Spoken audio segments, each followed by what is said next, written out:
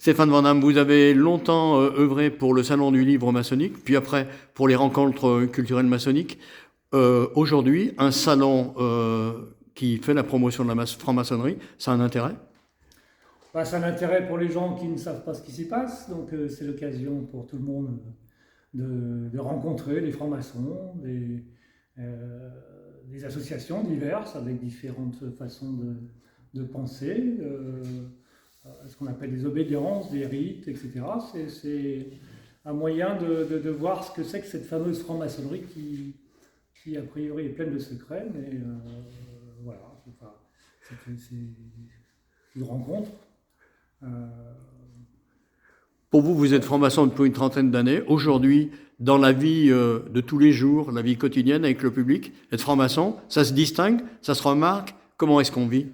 Bah, ça se remarque pas forcément, mais en tout cas, c'est dans ce que chacun y prend dans son investissement au niveau des associations.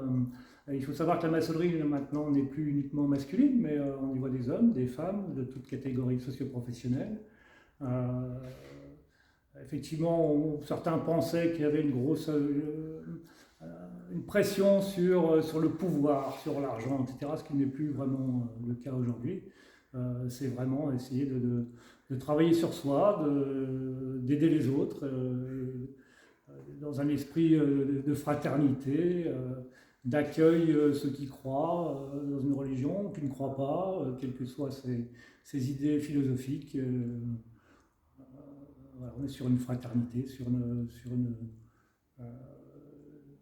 sur des rencontres. J'espère que tu vas pas couper, hein, parce que bah, je me perds un peu. Ça donne une charpente, ça donne une éthique. Et c'est ma dernière question. Bah, l'éthique, c'est un bien grand mot, mais en tout cas, ça donne une ligne de conduite, de réflexion sur soi-même d'abord, avant de réfléchir sur les autres.